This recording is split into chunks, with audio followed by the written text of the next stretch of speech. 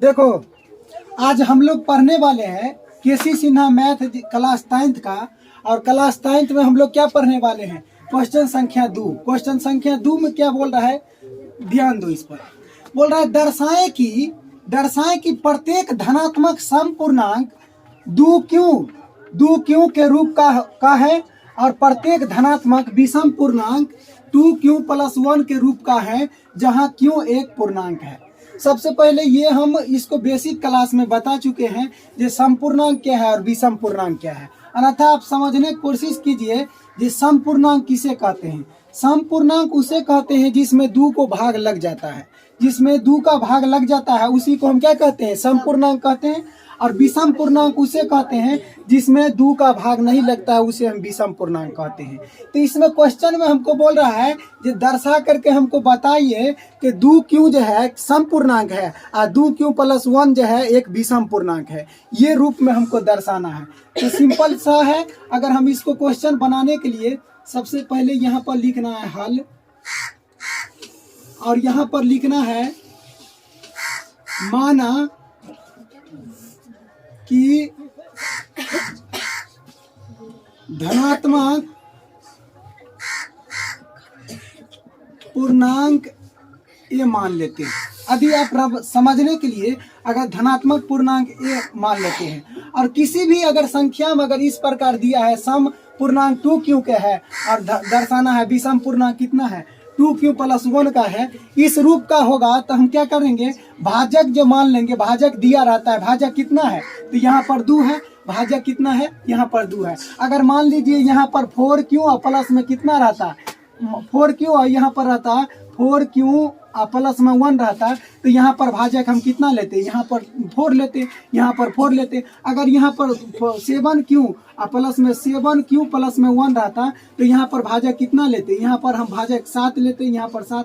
तो यहाँ पर कितना लेना है, यहाँ पर 2q प्लस में 2q प्लस में 1 है, तो यहाँ पर भाजक हम कितना लेंगे, 2 लेंगे। आशा करते हैं ये समझ गए होंगे। उसके बाद इसको एडजस्ट कर देना है। तो हम यहाँ पर भाजक कितना है,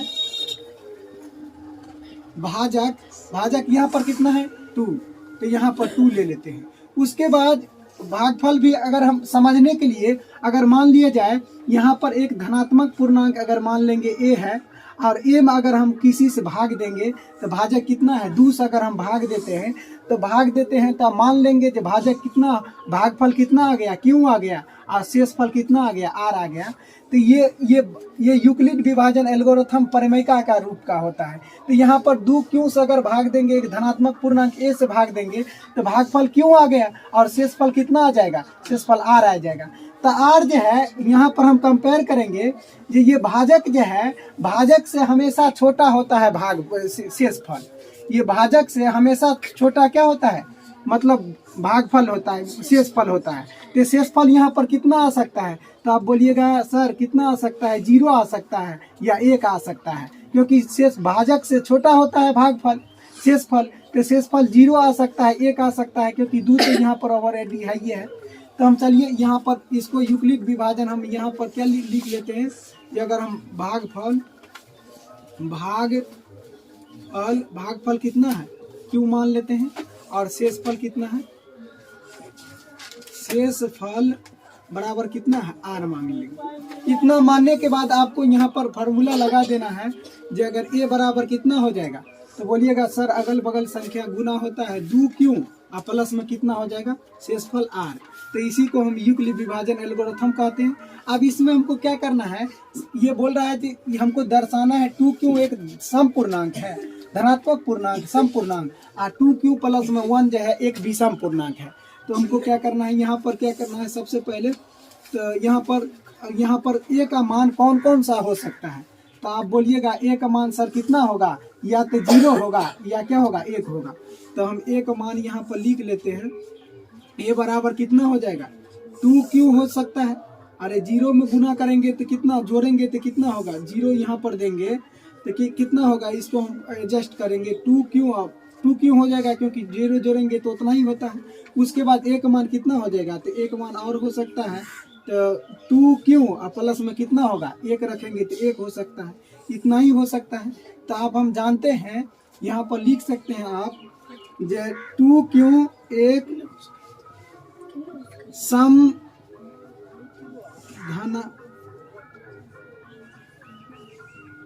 धनात्मक पूर्णांक है। 2q एक धनात्मक सम पूर्णांक है, क्योंकि 2 का भाग लग सकता है। यहाँ पर लिखेंगे 2q एक धनात्मक सम पूर्णांक है। क्योंकि यहाँ पर 2 का भाग लग सकता है। अगर हम यहाँ पर 2q में अगर हम 2 से भाग देंगे तो ये कट जाएगा, क्यों बचेगा, तो 2 को भाग लग गया, तो ये हम मानेंगे 2q एक सम धनात्मक पूर्णांक है। लेकिन 2q प्लस में 1 एक विषम धनात्मक पूर्णांक है, क्योंकि 2 का भाग नहीं लग सकता है। क्योंकि यहाँ पर अगर हम 2q प्लस 1 में एक विषम संख्या है, एक विषम धनात्मक पूर्णांक है, क्योंकि 2 से यहाँ पर क्या होगा, भाग नहीं लगेगा। क्यों भाग नहीं लगेगा, क्योंकि यहाँ पर 2q प्लस में अगर 2 को यहाँ पर कॉमा ले सकते हैं, कॉमा हो सकता है, तो आप बोलिएगा नहीं सर, क्योंकि यहाँ पर 2 रहता तो हम कॉमा ले लेते, लेकिन यहाँ पर 1 है तो 2 कॉमन नहीं हो सकता है, तो ये क्या हो गया, विषम पूर्णांक है। तो इसी प्रकार का ये सवाल क्या होगा, बनेगा। आशा करते हैं आप ये समझ चुके हैं। हम चलिए नेक्स्ट क्वेश्चन की ओर बढ़ते हैं। देखो, तो क्वेश्चन संख्या 3 पर चलते हैं। क्वेश्चन संख्या 3 कुछ इस प्रकार है, बोल रहा है दिखाएं कि एक धनात्मक विषम पूर्णांक, मतलब दिखाना है कि एक धनात्मक विषम पूर्णांक 4q प्लस 1 या 4q प्लस 3 के रूप का होता है। मतलब हमको इसमें दर्शाना है, इस सवाल में, जो धनात्मक विषम पूर्णांक 4q प्लस 1 और 4q प्लस 3 के रूप में होता है, जहाँ q एक पूर्णांक है। इससे पहले वाले क्वेश्चन में मतलब सम और विषम के बाद था, लेकिन इसमें हमको ये दिखाना है जो 4q प्लस 1 और 4q प्लस 3 एक क्या है, एक विषम पूर्णांक है। विषम पूर्णांक के रूप में हमको दर्शाना है। तो जिस प्रकार हम पहले क्वेश्चन बनाए थे, ये क्वेश्चन नंबर 2, उसी प्रकार ये भी बनेगा, लेकिन उसमें सम था और इसमें विषम है, तो विषम को लेकर के बनाएंगे। तो हमको क्या करना है, सिंपल सबसे पहले लिखेंगे हल माना कि धनात्मक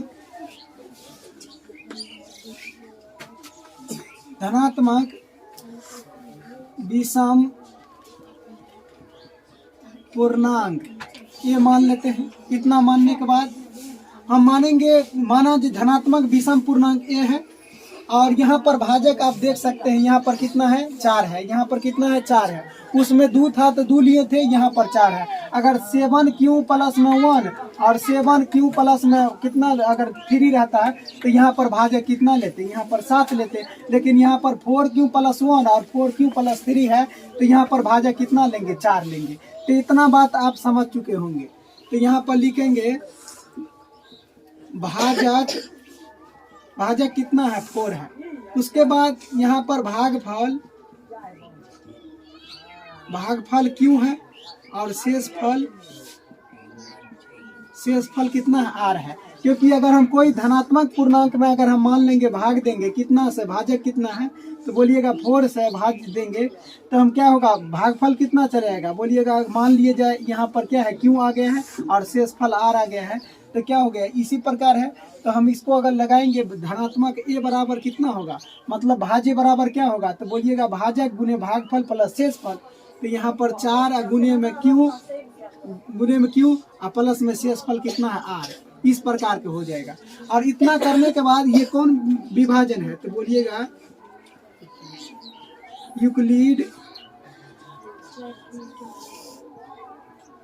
यूक्लिड विभाजन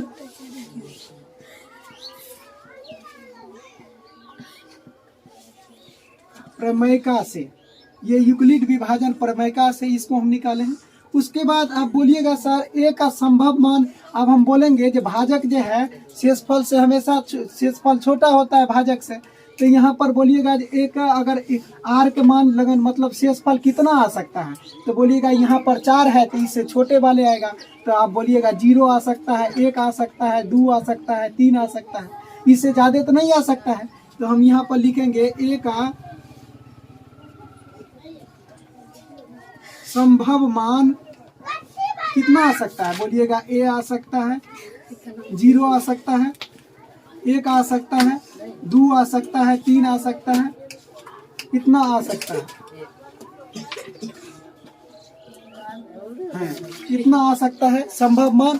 उसके बाद आपको क्या करना है, हम ए का मान निकालेंगे। अगर ए का मान निकालेंगे तो ए बराबर पहला अगर हम यहाँ पर 0 को रखें तो कितना हो जाएगा, तो बोलिएगा 4q प्लस में r, तो ए बराबर कितना 4q प्लस में r के मान कितना रखेंगे, 0 रखेंगे तो 0 हो गया।